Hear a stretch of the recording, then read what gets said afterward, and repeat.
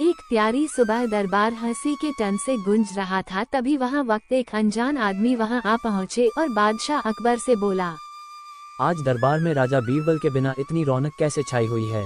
आपकी तारीफ, और तुम बिना इजाजत के हमारे दरबार में कैसे आ गए? यह क्या महाराज, आप भूल गए, हमने तो आपको हमारे आने का समाचार पहले ही दे दिया था। मैं हूँ पड़ोसी राज्य का मुख्यमंत्री हूँ। पड़ोसी राज्य नहीं, हमारा दुश्मन राज्य कहो। हमने सुना है आपके राजा हमसे शांति चाहते हैं, इसलिए हमने आपको आने की अनुमति दे दी। कहो क्या संदेश है? जी बिल्कुल, मैं शांति का प्रस्ताव तो लाया हूँ, पर हमारे महान राजा की एक शर्त है। कहो। आपके दरबार में अक्लमंदी के किस्से किसी से छुपे नहीं, हमसे भी नहीं। ये बात सुनकर बादशाह का साला बोल पड़ा, वाह क्या बात है, मेरी अकल के चर्च पड़ोसी देश तक पहुंच गए। तुम सच में इतने बुद्धू थे या अभी दरबार में आने से पहले कहीं गिर गए थे? क्या मतलब, बचपन से ही होशियार हूँ मैं अव्वल आता हूँ, देख नहीं रहे पड़ोसी देश तक पहुँच गए मेरे चर्च। अगर तुम इतने ही अक्लमंद होते तो ये बात समझ जाते कि तुम्हारी नहीं बीरबल की बात कर रहे हैं। क्या?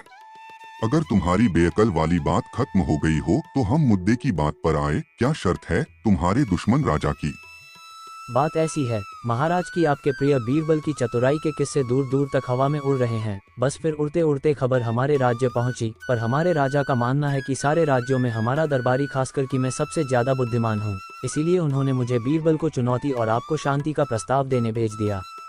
अकबर ये सुनते ही काफी सोच विचार में पड़ गए। वे जानते थे कि जंग से जान माल का बहुत नुकसान होता है और वैसे भी पड़ोसी राज्य काफी ताकतवर था, उनसे जंग न लेना ही सबसे बड़ी अक्लमंदी होगी। तो फिर उन्होंने कहा, बीरबल को पेश किया जाए।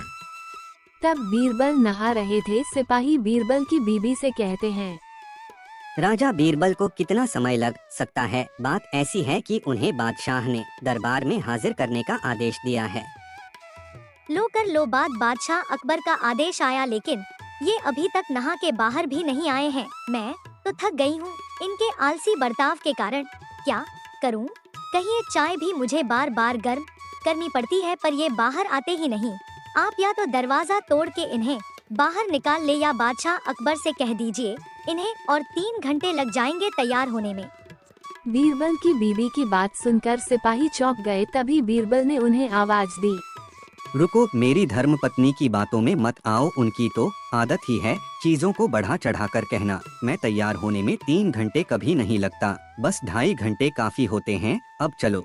दरबार पहुंचने ही बीरबल देखते हैं कि वहां का माहौल काफी गर्मी हुआ है और कोई अनजान इंसान वहां खड़ा है। वे आदर से बादशाह को पूछते हैं, महाराज, मुझे इतनी जल्दबाजी में बुलाने की कोई खास वजह है? बादशाह अकबर बीरबल को सारी बात समझा देते हैं। जैसे सुन बीरबल भी पसीना पसीना हो जाते हैं।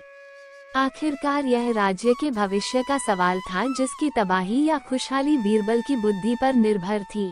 मुझे नहीं लगता बीरबल इस चुनौती के लायक है। इससे अच्छा है हम जंग में कूद जाएं। नहीं, मुझे बीरबल पर पूरा भरोसा है। वो बिना हथियार उठाए किसी भी चीज पर जीत हासिल कर सकते हैं। बादशाह का भरोसा देख बीरबल चुनौती को स्वीकार कर लेते हैं और कहते हैं, कहिए क्या सवाल है? पहले तो आप ये बताइए कि आपको एक कठिन सवाल का जवाब देना है या 100 आसान सवालों के जवाब देने हैं। इस पर बीरबल ने विचार किया और बोले, मैं एक कठिन सवाल का जवाब देना चाहूँगा। यह क्या बेवकूफ़ी है बीरबल, तुम हमारी नाक कटवा कर ही मानोगे। वो दरअसल मैंने अपने धर्म पत्नी को शाम को बाजार ले जाने का वादा किया है। 100 सवालों का जवाब देते देते तो रात हो जाएगी। उसके बाद राज्य बचे या ना बचे, मैं तो निश्चित ही नहीं बचूंगा। बहुत खूब, तो ये बताओ मुर्गी पहले आई या अंडा? ये सुन पूरा दरबार सोच में पड़ गया, लेकिन बीरबल ने तुरंत जवाब देते हुए कहा, मुर्गी पहले आई थी। ये सुन दुश्मन मंत्री ने पूछा, वो कैसे? क्षमा चाहता हूँ, पर चुनौती के अनुसार आपने सिर्फ एक सवाल पूछने का वादा किया था, जिसका जवाब मैंने दे दिया, तो आपके अगले सवाल का जवाब मैं नहीं दे पाऊंगा। ये तेज तलवार सा जवाब सुनते ही मुख्यमंत्री का सर शर्म से नीचे झुक गया और सारा दरबार अचंभित हो गया। बीरबल ने एक बार फिर अपनी हासिल जवाबी के कारण राज्य को एक बड़ी विपदा आने से बचा लिया। बादशाह अकबर फिर से बीरबल पर गर्व करते हुए उनकी वही करने लगे और मुख्यमंत्री ने भी बीरबल से खुश होकर गर्व करते हुए उनकी वाह वाह करने लगे।